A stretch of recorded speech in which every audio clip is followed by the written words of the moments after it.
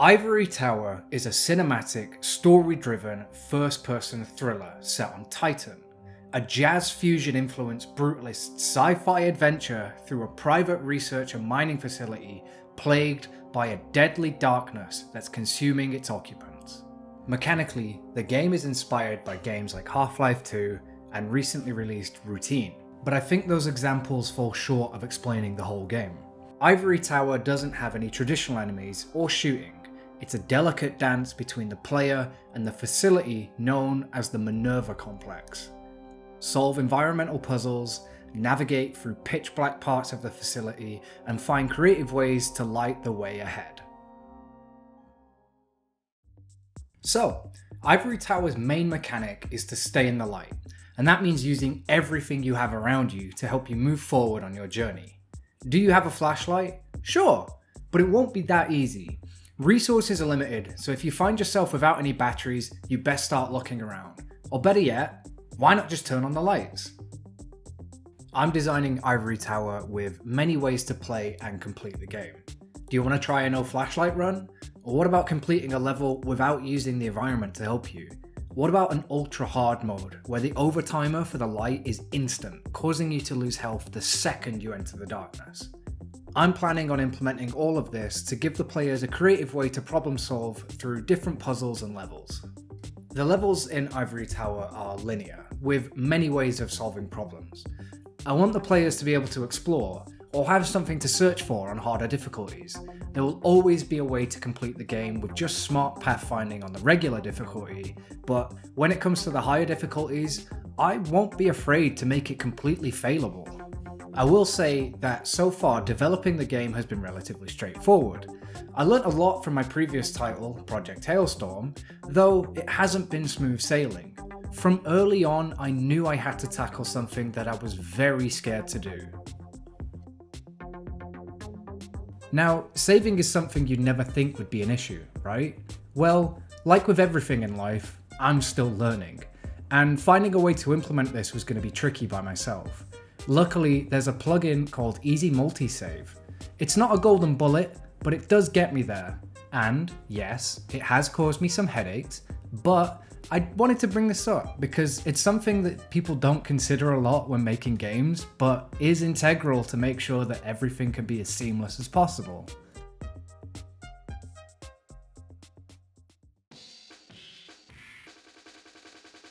As previously mentioned, the main mechanic in Ivory Tower is to stay in the light. I wanted to use another off-the-shelf tool to help me with this, and I had the smart idea of using a stealth system. But you might ask, Adam, isn't the point of a stealth system to hide in the dark?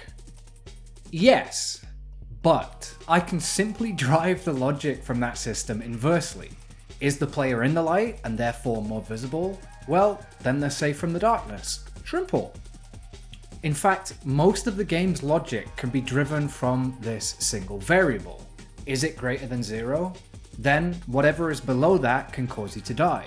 Or whatever is above that can be driven too. For example, the closer the light is to 0, what the fuck? 0, the crazier and more messed up your UI gets. Go past 0 and I can start taking your health away. Plus, the back end is all done by someone way smarter than me, so I know the logic is memory safe. Just ask the 30 reviews it has. There are a few other mechanics like the flashlight and the flare, which all influence that singular variable, but I'm trying to keep the toolkit concise. Number 1, to reduce complexity and scope, and number 2, because I want the environment to be the main driving force for the puzzles and mechanics. Finding a light switch on the other side of the room and making a mad dash to get it on, using electrical cables to power lights, or adjusting gravity generators to make that otherwise impossible jump across a dark chasm. Really, the list is potentially endless, and I want each level to have its own unique flair that I can add and subtract different elements of the design from. The offices would play differently from the mines, as would the mines play differently from the... Whoa, hey now, spoilers! And definitely not because I haven't thought that far ahead. Actually, I do have each level and their prospective design elements planned out on a rubric. It's a very loose guide, but it's helping establish everything early on. I didn't think the mines would play the way they do, but I had a vague idea and that helped more than nothing. I also have the script written, as well as the beats to hit and the characters we'll encounter throughout. I'm working with what I've got here, so I have to play into my limitations, which currently are programming experience, time constraints as I'm doing this in my spare time, and number of people working on it, which so far, barring just a few external people helping with the music and the caldera, which I'll talk about in a minute, is just me. I'm okay working on this solo. I enjoy these passion projects that allow me to pour my unfiltered soul into these things. And I can't pay many people lots of money, so I'll just do it myself. Or use the marketplace, or whatever free stuff I can find and supplement it with my own extras. Achieving this quality alone is a huge task, so every decision I make on this game has to take that into consideration. I want this game to come out in the next 1 to 3 years, so I can't spend 8 months designing one level. Speaking of, in the lead up to this video, I designed and made the mining section in just under 2 months. Granted, the art was graciously assisted by Mackenzie Shirk's marketplace pack, but it does show the pace that I'm trying to hit. Hailstorm in its entirety took almost 8 months. The runtime for Hailstorm, with its laborious walking pace, was roughly 13 minutes. The runtime for this level alone, with myself playing it who knows exactly how to complete it as fast as possible, is around 10 minutes.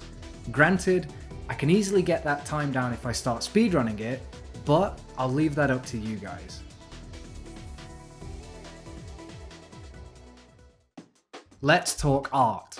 The main inspiration for this game was Jun Fukamachi's album Quark, and while I can't show you that here because I'd get demonetized, I can refer you to the cinematic trailer, which features his work very blatantly.